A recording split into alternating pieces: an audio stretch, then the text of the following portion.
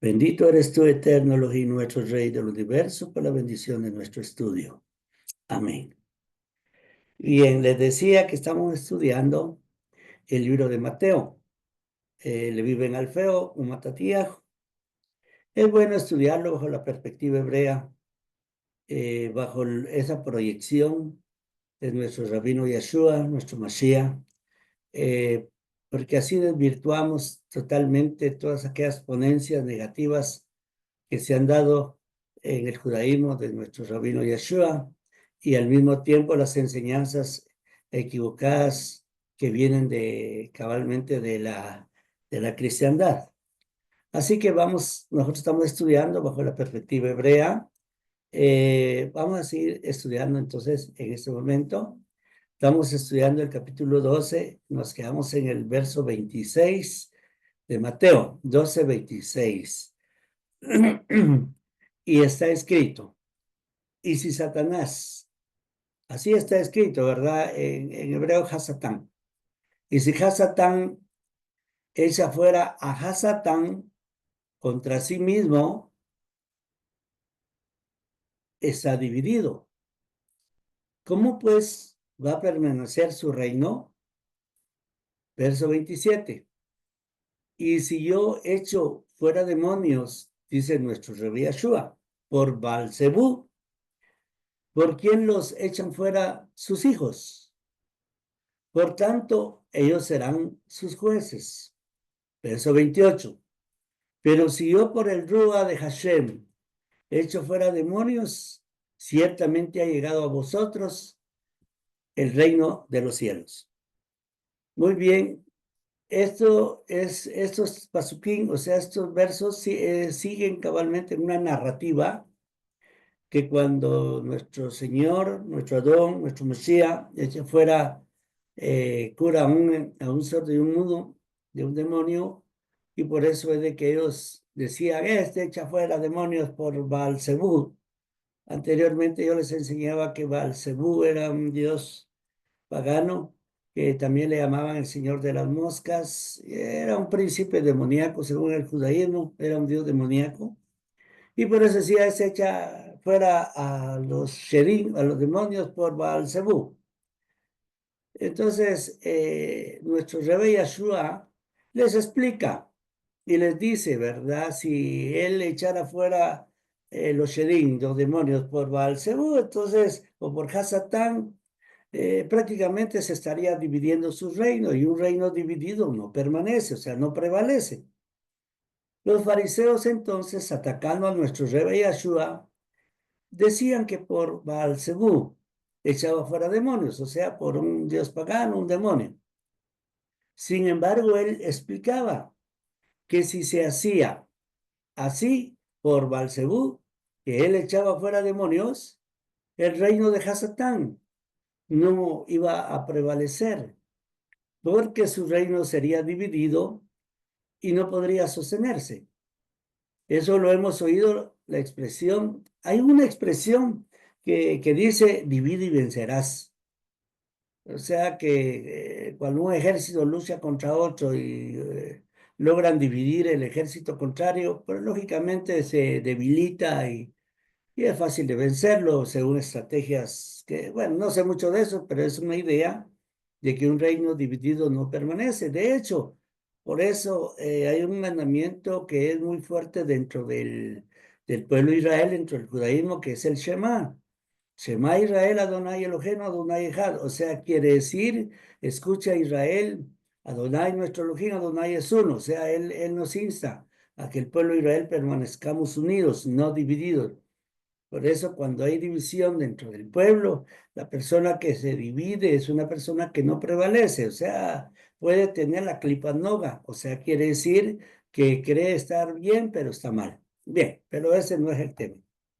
Anteriormente, entonces, he explicado cómo dentro del pueblo de Israel podían echar fuera demonios, o sea, dentro del pueblo de Israel, o sea, si es cierto que nuestro Rebbe Yeshua, nuestro Mashiach, nuestro Adón, echaba fuera demonios, no era una práctica muy particular de él. Él lo podía hacer, él sabía cómo hacerlo, él era un sabio, él había sido instruido, había sido enseñado. Entonces, dentro del pueblo de Israel también echaban fuera demonios.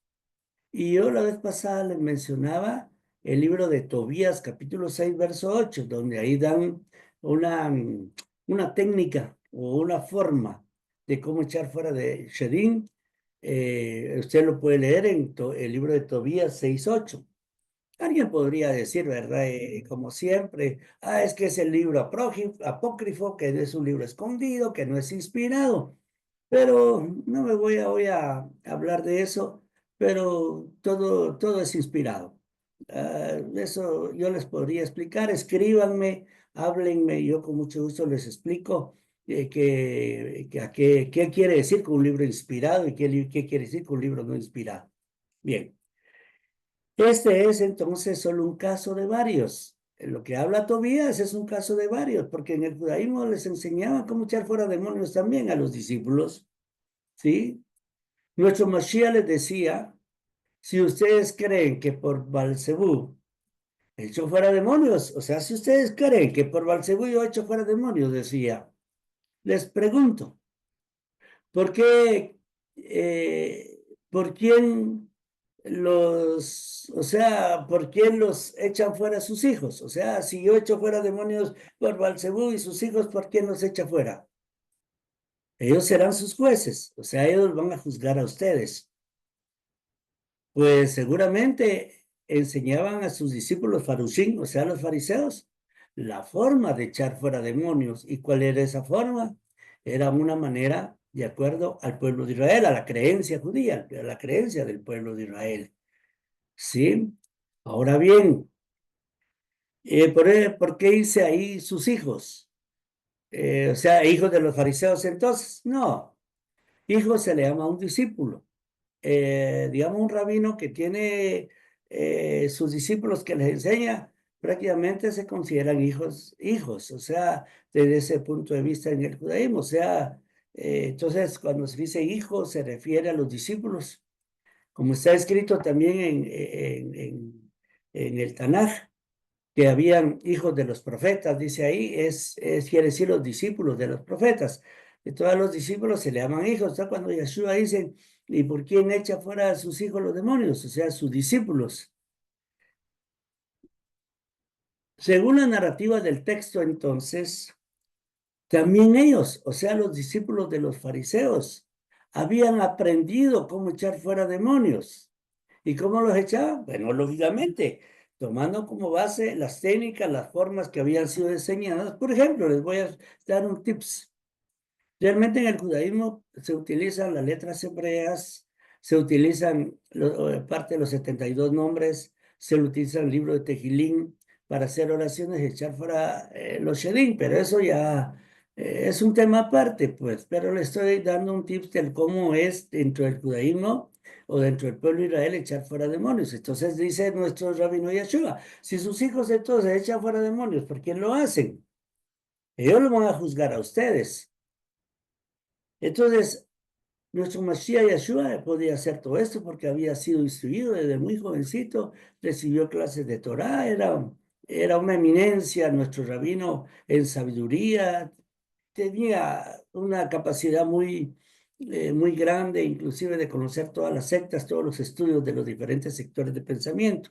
Bien, su sabiduría entonces sobrepasaba la sabiduría de los parushim de aquel tiempo y les confirma que si por el Ruach de Hashem echa fuera demonios él, el reino del Eterno se había manifestado o se había llegado. O sea, en otras palabras, si por el Ruach de Hashem él echa fuera demonios, recordémonos que el Ruach HaKodesh es la inspiración del cielo para hacer las cosas. Quiere decir que él echaba fuera demonios porque era inspirado por el Ruach HaKodesh para ejercer la autoridad sobre los Sherim y echarlos fuera. Entonces él dice, si yo ahora por el Ruach de Hashem estoy echando fuera demonios, quiere decir entonces que el reino de Hashem se ha acercado. Es decir, la inspiración del cielo para realizar todas las actividades espirituales que había manifestado. Ahora bien, Todo liberado de esta fuerza demoníaca, lógicamente venía a ser una diferente persona, o sea, una nueva persona, inclinando ahora su conducta a la fidelidad de Hashem.